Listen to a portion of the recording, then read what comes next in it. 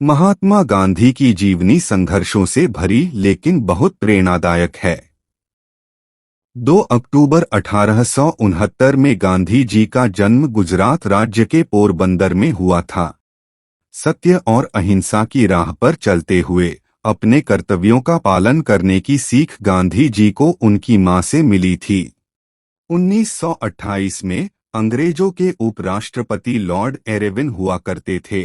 Lord एरेविन ने भारत में dominion status को लाया। इसमें भारत को पूर्ण स्वराज की जगह आधी स्वतंत्रता मिलेगी, जिसमें भारतीय अपनी सरकार बनाएगी, किंतु अंग्रेजी सरकार की अनुमति के बिना भारतीय सरकार कुछ नहीं कर सकती। एक बार के लिए तो गांधी जी ने इस बात को स्वीकार कर लिया, किंतु सुभाष चंद्र बोस ने इसके विरोध आवाज उठाई और कहा, हमें डोमिनियन स्टेटस नहीं, पूर्ण स्वराज चाहिए। भारत की सरकार होगी, भारत का राज होगा। कुछ सोच विचार करने के बाद गांधी और नेहरू ने भी सुभाष चंद्र बोस का समर्थन किया और पूर्ण स्वराज को लाने का प्रयास किया। दांडी मार्च। महात्मा गांधी जी ने नमक पे लग रहे टैक्स के विरोध में साल्ट मार्च शुरू की। गांधी जी ने अपने 78 विश्वसनीय लोगों के साथ साबरमती आश्रम से 12 मार्च 1930 में दांडी तट तक के लिए मार्च शुरू की। 6 अप्रैल को गांधी जी ने समुद्र के पानी को उबालकर नमक का निर्माण कर साल्ट लॉ तोड़ दिया। यहीं से सविनय अवज्ञा आंदोलन शुरू हुआ। प्रधानमंत्री पद से इस्तीफा। जब भारत का बंटवारा हो रहा था, उस समय अंग्रेजों के माउंटबेटन की सरकार थी। माउंटबेटन भारत के अंतिम अंग्रेजी गवर्नर थे।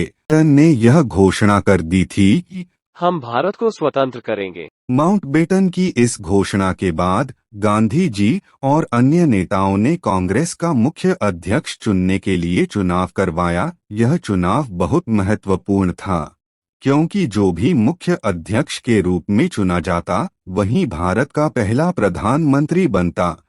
चुनाव होने के बाद नतीजे कुछ इस प्रकार निकलेगी कि सरदार पटेल को 12 वोट मिले और जवाहरलाल नेहरू को 0 वोट मिले। इस नतीजे से निराश जवाहरलाल नेहरू ने अपना सिर झुका लिया। दरअसल गांधी जी भी चाहते थे कि नेहरू ही प्रधानमंत्री बने। गांधी जी ने जब यह देखा तो उन्होंने एक कलम उठाया और एक कागज पर कुछ लिखा। उस कागज को मोड़कर उन्होंने सरदार पटेल को दे दिया।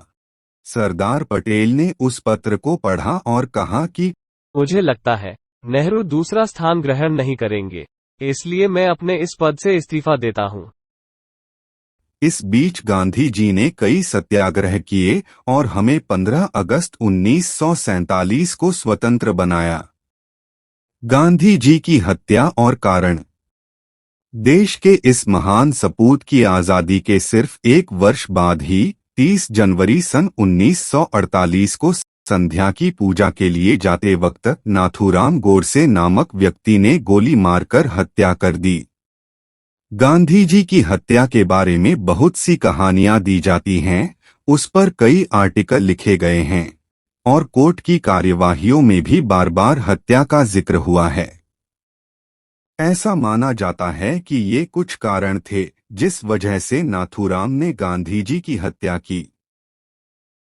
उसका मानना था कि गांधी जी देश के विभाजन के जिम्मेदार थे। गोडसे को लगता था कि गांधी जी ने दोनों तरफ अपनी अच्छी छवि बनाने के चक्कर में देश का बंटवारा करवा दिया।